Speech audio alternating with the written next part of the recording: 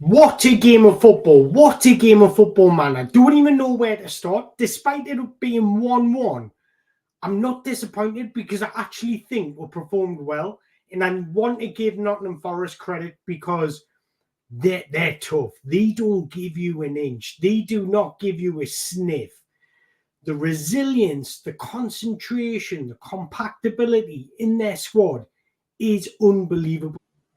So the game went exactly how I thought. Chelsea dominating possession, Nottingham Forest just being compact, not pressing much, allowing Chelsea to have the ball deep in their half. And then once it gets into towards the final third, that's when they'll engage in duels. Their players are so comfortable in individual duels. It's insane. It's kind of like Nuno sets them out to say, just win your individual battles. Win your individual battles, and that's all I can ask. Keep a shape, win your individual battles, we can get something. And Nottingham Forest showed exactly why today they've won 6 games unbeaten away from home. And they've travelled to Liverpool as well as Brighton. They're a real side.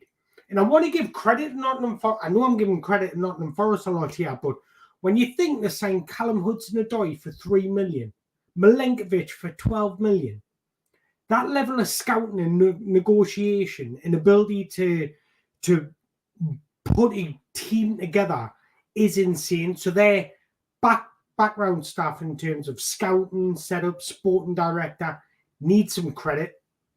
Now, before I get on to Chelsea, I want to give a couple of players, Nottingham Forest players, some credit. I said they would start either Alanga or Callum Hudson-Odoi. I thought they were going to start Alanga because he usually plays on the right, but opted for Hudson-Odoi, obviously, and they looked to get him behind Cucurella. What Enzo Maresca did brilliantly is he told Malo Gusto to invert instead, because we both knew, I think I was on the same wavelength as Enzo Maresca, that Forest were going to look to exploit that space in behind Cucurella or the player that was inverting. Just so happens that Maresca was the next step ahead and counteracted that. So Maresca needs credit for that. But I thought Morgan Gibbs-White was a threat. Chris Wood done what he had to do, what he usually does, just being a nuisance up there. But I want to give 2 players a lot of credit, Nottingham Forest, and that's Ryan Yates. Ryan Yates is a type of footballer that you hate playing against, but you love to have on your side. He's just in your face. He's aggressive. He just wins duels. He's just that type of footballer that you just fucking hate to play against. And I want to give Milenkovic a shout out because I thought he was tremendous today for Nottingham Forest. He battled well. He was just solid at the back. And then Met Sells. You know, he spent some time at Newcastle United, and I never seen a performance like this. I never once seen a performance like this. He was like a cat and stick. Full credit to him. So I thought Nottingham Forest set up exactly how I thought. Just banks of units and not giving Chelsea any room to build up any momentum for attacks. But I think Chelsea actually did well considering that. What Nottingham Forest are unbelievable at, especially away from home, is just taking the sting out of attacks. But I thought, credit to Chelsea, they kept on going, showing resilience. They didn't get frustrated. At times they tried to force it, but I just thought it was the decision making and the not in the clinicalness in the final third is what let them down. The build up until that point was pretty decent. Cole Palmer getting an assist, even though it wasn't his best of games. But you know what? I thought actually Cole Palmer played really well. I thought Noni Manueki played really well and deserved his goal because he was being a consistent threat throughout the 90 minutes.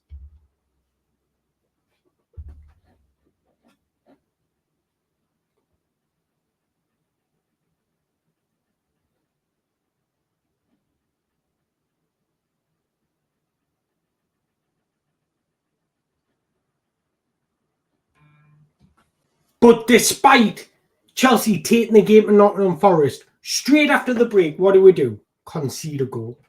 And from a set piece, when we're going to learn, When we're going to learn to switch on, I thought it was Malo Gusto, if I remember off the top of my head, that switched off, left Chris Wood just for a simple goal. But it was brilliantly worked from Nottingham Forest. Milinkovic with a flick on or back across goal, and Chris Wood slots it in. Nottingham Forest go 1-0 up, and Chelsea have got it all to do. We struggled to break them down when it was 0-0. They're going to be even more compact when it's 1-0. And they were. But let's give Noni Maniwiki's credit. I can't remember who was defending against him, but they made a mistake. They allowed Noni Maniwiki to come in on his left foot.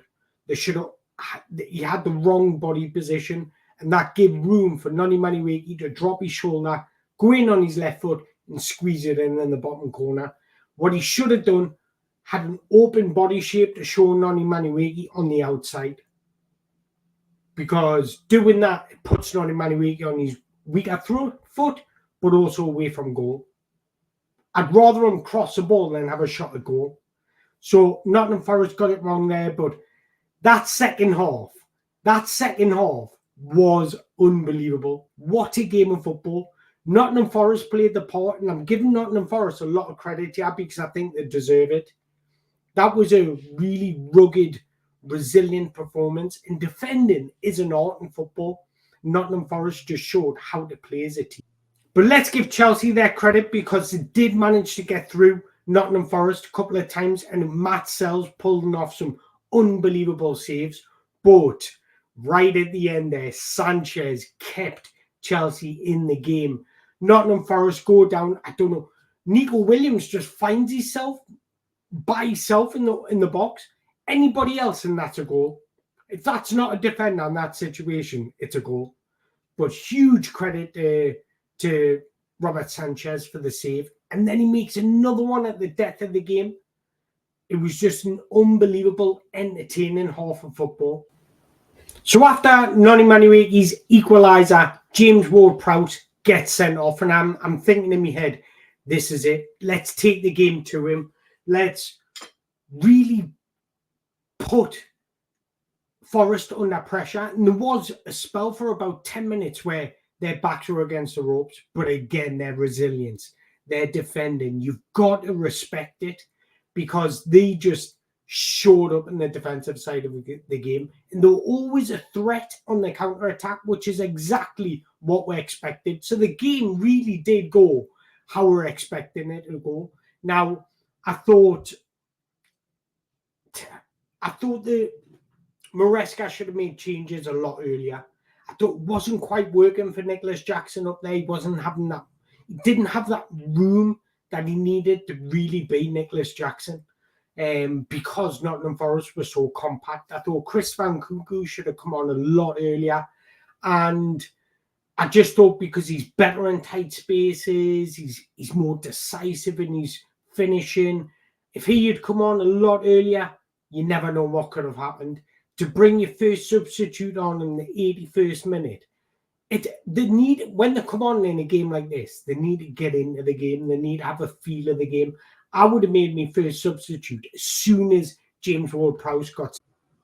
But I think all in all, 1-1's a fair result because Nottingham Forest had their chances. As much as Chelsea could have won it, Nottingham Forest could have won it.